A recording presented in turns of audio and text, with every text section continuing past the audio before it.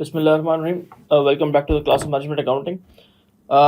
Sir ratios हम discuss कर रहे थे। रेशियोज के अंदर हमने प्रॉफिटेबिलिटी देखा, हमने लिक्विडिटी देखा। Now the third type is working capital ratios. Working capital ratios के अंदर हमारे पास मेनली तीन रेशियोज हैं, inventory, receivable and payable. Sir working capital ratios क्या होते हैं? वर्किंग कैपिटल रेशियोज हमारे तीन चीज़ों को डील ट्रैक कर रहे होते हैं, इन्वेंट्री को ट्रैक कर रहे होते हैं, रिसीवेबल को ट्रैक कर रहे होते हैं, पेबल को ट्रैक कर रहे होते हैं। उनके नंबर्स को कैलकुलेट करके उनको कोई ना कोई रिजल्ट्स इंटरप्रेट करके बता रहे होते हैं कि इन्वेंट्री की पोजीशन आपकी क्या है, आपके रिसीवेबल की पोजीशन क्या है और आपके पेबल की पोजीशन क्या है। सर पहला ratio inventory days. Inventory days का मतलब ये क्या बताएगा आपको? इन्वेंट्री के डेज बताएगा। इन्वेंट्री के डेज का आसान अल्फाज ये कि इन्वेंट्री डे रेशियो वो होता है कि आपकी इन्वेंट्री कितने दिनों में बिक जाती है, ठीक है ना।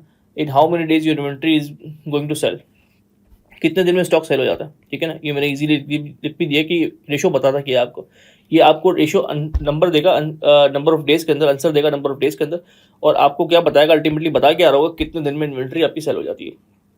तो इसका फॉर्मूला क्या, inventory days, inventory closing inventory divide by cost of goods sold multiply by 365 करेंगे तो आपके पास आंसर जो आएगा ना वो नंबर ऑफ डेज के अंदर आएगा। अब सर कोई मुझे पूछे कि यार मुझे इन्वेंट्री बताएं कितने वीक्स में बिक जाती है या कितने मंथ्स में बिक जाती है, तो मैं इस नंबर ऑफ 365 को मल्टीप्लाई करने की बजाय अगर मुझे मंथ्स में आंसर चाहिए तो मैं 12 से मल्टीप्लाई करूंगा, और अगर कोई मुझसे पूछे कि यार कितने वीक्स में इन्वेंट्री बिकती है तो मैं 365 की जगह पे 52 से मल्टीप्लाई करूंगा। तो मेरे पास इस रेशियो के तीन वेरिएंट्स आ गए, मंथ्स के, डेज के और वीक्स के। Days, months and weeks.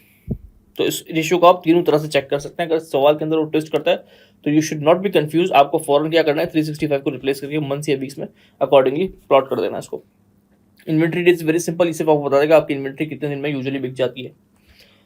अब आते हैं रिसीवेबल डेज पे। सर सेम कॉन्सेप्ट, रिसीवेबल क्या होता है? जो पैसा हमें कस्टमर से कलेक्ट करना होता है, जो सेल हो चुकी होती है क्रेडिट टर्म पे, और जो पैसा हमें कस्टमर से कलेक्ट करना होता है। सर ये रेशियो क्या बताएगा? ये रेशियो बताएगा कितने दिन में कस्टमर आपको पेमेंट कर देता है, कितने दिन में कस्टमर आपको पेमेंट कर देता है।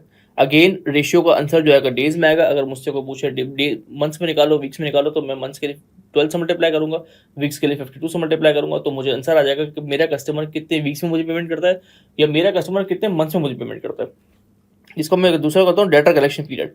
जो मेरी डेट्स होती है, जो मेरी कस्टमर की डेट्स होती है, उसका कलेक्शन पीरियड कितना है। कलेक्शन पीरियड ज्यादा होगा तो definitely position is not good, और कलेक्शन पीरियड अगर मेरा कम होगा तो डेफिनेटली मेरा पैसा जल्दी रिकवर हो जाता है कस्टमर से। रिसीवेबल डेज, ट्रेड रिसीवेबल्स मैंने उठाए, डिवाइड बाय क्रेडिट सेल्स, ठीक है ना। इन्वेंट्री के लिए मैंने कॉस्ट ऑफ गुड्स सोल्ड से डिवाइड किया था, और रिसीवेबल के लिए मैंने क्रेडिट सेल्स डिवाइड किया। सर सेल्स दो तरह की होती है, होती है कैश, होती है क्रेडिट। रिसीवेबल डेज के लिए हमेशा आप क्रेडिट सेल्स को यूज करेंगे, क्योंकि कैश सेल्स के लिए तो रिसीवेबल होता ही नहीं है ना, तो इसके लिए सिर्फ क्रेडिट सेल्स यूज होंगे। मल्टीप्लाई 365 करूंगा तो नंबर ऑफ डेज में आंसर आएगा। वीक्स के लिए 52 से मल्टीप्लाई करूंगा, मंथ्स के लिए मैं 12 से मल्टीप्लाई करूंगा, डिपेंडिंग ऑन द वेरिएशन आपको तीनों होनी चाहिए। यूजुअली वो डेज के अंदर ही पूछता है, बट मैंने तीनों कवर करवा दिया आपको, ठीक है। इन्वेंट्री डेज हो गया, रिसीवेबल डेज हो गया। The third one is payable days. Sir payable days भी सेम कॉन्सेप्ट है कि पेबल क्या होता है, आपको अपने सप्लायर की पेमेंट करनी पड़ती है, उसकी लायबिलिटी होती है, आपको पेमेंट करनी पड़ती है।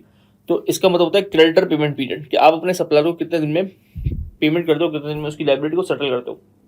कंपनी कितने दिन में सप्लायर को पेमेंट करती है। ये जो मैंने लिखी है ना चीज़ें इस तरह, तो ये पढ़ने से आपको फॉरन क्विकली रिवाइज हो जाएगा कि रेशियो बता क्या रहा है मुझे, ये रेशियो मुझे बताता क्या है। कोई फिर आपको फॉर्मूला कॉम्प्लेक्स नहीं लगेगा, आपको फॉरन चीज़ क्लिक हो जाएगी, इसका नंबर क्या बताएगा मुझे, इस नंबर के आने के बाद मैं क्या बोल सकता हूँ किसी को सामने वाले को कि मुझे क्या ये नंबर क्या शो कर रहा है मुझे। तो पेबल डेज क्या है सर, मैं कितने दिन में कस्टमर की सप्लायर की लायबिलिटी को सेटल करता हूँ। तो trade payable divide by credit purchases, ठीक है ना। अब इसके लिए मैंने क्रेडिट परचेजेस यूज की, कैश परचेजेस यूज नहीं की। कैश परचेजेस के लिए तो पेबल होता ही नहीं, तो सिर्फ क्रेडिट परचेजेस यूज करेंगे। मल्टीप्लाई 365, अगर मंथ्स में नंबर चाहिए तो मल्टीप्लाई 12 करूंगा, वीक्स में चाहिए तो 52 करूंगा। और मेरे पास number of days, number of weeks, number of months में जो जिस वेरिएशन में मुझे आंसर चाहिए मेरा आंसर आ जाएगा। I hope this is very clear sir. मिलते हैं नेक्स्ट क्लास के अंदर। Thank you so much. अल्लाह हाफिज़।